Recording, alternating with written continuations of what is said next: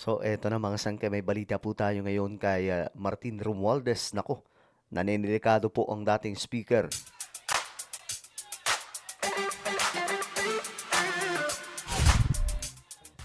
Yo guys, this is me. I'm back for another vlog. Kamusta po kayo mga kababayan?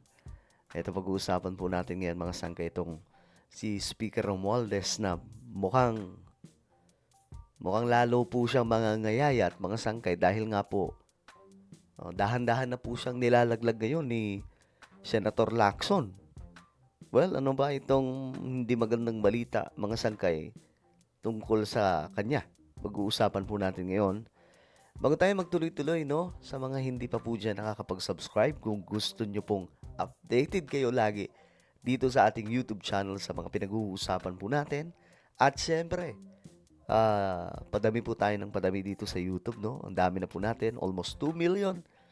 Kung gusto nyo mapabilang, mga sangkay sa patuloy na dumaraming mga solid sangkay, makikita nyo po yung subscribe button sa baba ng video na to. I-click nyo lamang po yung subscribe, i-click ang bell, at i-click nyo po yung all.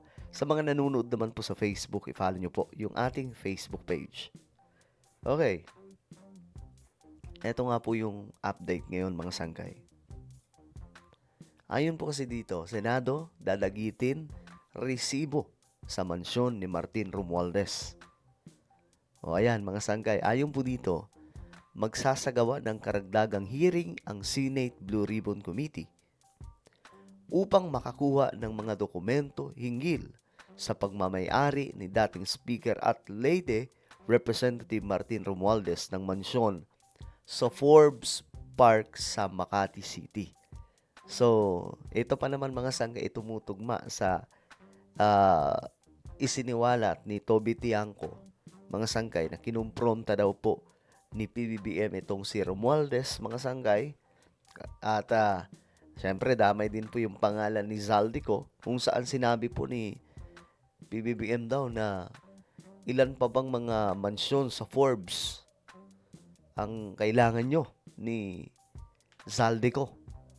So yun po yung, kumbaga yun po yung pasabog daw po ni PBBM nung kinausap po mga sangkay itong si Romualdez.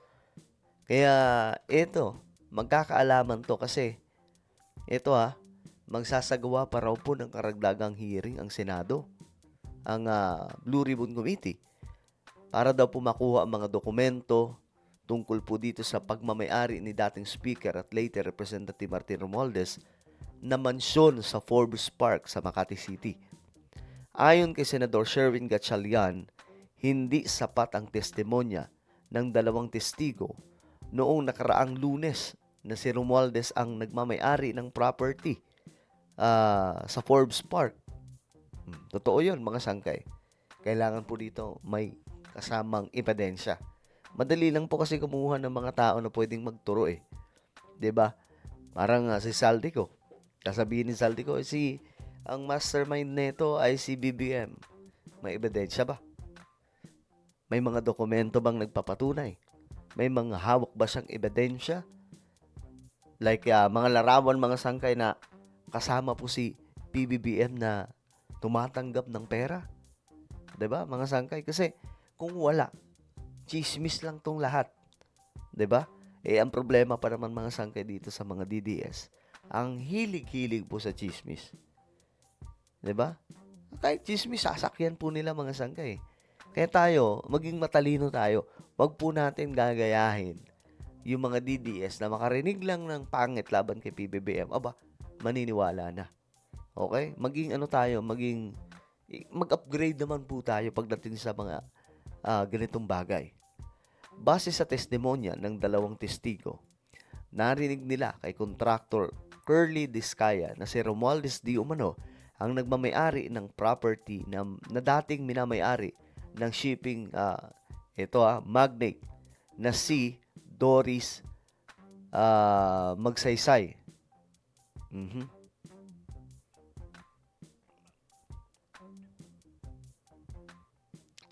So, talagang magkakabukingan to mga sangkay kung just in case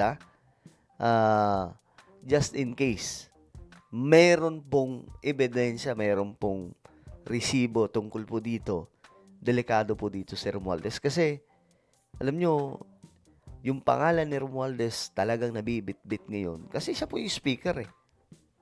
'Di ba? Mayroon po siyang kumbaga mayroong rason kung bakit kasama yung pangalan niya sa sinasabing mastermind. Actually, kung titingnan po natin wala pa naman pong kumbaga hindi pa naman po ito nag-uumpisa yung hearing ng mga kasong ito. Pero just in case, kung tayo lang, sarili lang natin ang pag-iisip. Kung tatanungin tayo, para sa atin, sino ba talaga? Kung opinion lang sino ba talagang mastermind? Ano yung masasabi po talaga natin? Si Zaldico at posibleng si Martin Romualdez. Kasi, sila lang namang dalawa. 'Di ba? Hindi gagalaw si Zaldico nang wala pong, alam nyo na mga sangkay. Si PBBM, nasa Malacanang po siya. At malabo rin pong si PBBM dahil si BBM ang nagsiwalat. Kasi kung si BBM ay involved, dapat hindi niya na po ito ikinanta, 'di ba? Dapat pinabayaan na lang po niya, tinakpan na lang ng tinakpan yung issue, 'di ba? Kasi wala naman pong usapin tayo ng ganito kung hindi si BBM nagsalita eh. Pagdating kay Speaker Romualdez, sabi dito, yan ang pinupursu ngayon. Kaya nga tuloy-tuloy pa itong investigation. Kumukuha pa ng mga evidence. Ayon kay Gatchalian. Aniya, magiging chismis lang ang testimonya ng dalawang testigo kung hindi lalabas ang mga dokumento. Exactly. Sabi pa nga niya, madaling magbigay ng personalities. Pero importante, evidence eh. Kung hindi mukhang mukhang lang, haka-haka lang ang lalabas. Totoo yun, mga sangkay. Magmumukhang haka-haka lang po ito. Hindi po lalabas talaga ang katotohanan dito, mga sangkay, kung puro lang pagtuturo. Yan ang ginagawa po ni Zaldico, mga sangkay. Kaya gusto niya nasa ibang bansa siya, 'di ba? Biruin niyo, kapag titistigo daw si Zaldico sa impeachment ni PBBM, nandun lang daw po sa embassy. Via Zoom lang. Paano makukontempt siya? O kaya paano ma-interrogate na maayos yung kung nandun? Kailangan andito kasi kailangan ng ebidensya. Madali kasi magsalita eh. Okay, BBM, mastermind. Then, now what? Where is the evidence? Nasaan ang mga ebidensya? Nasaan ang mga dokumento? Nasaan yung mga patunay? Diba?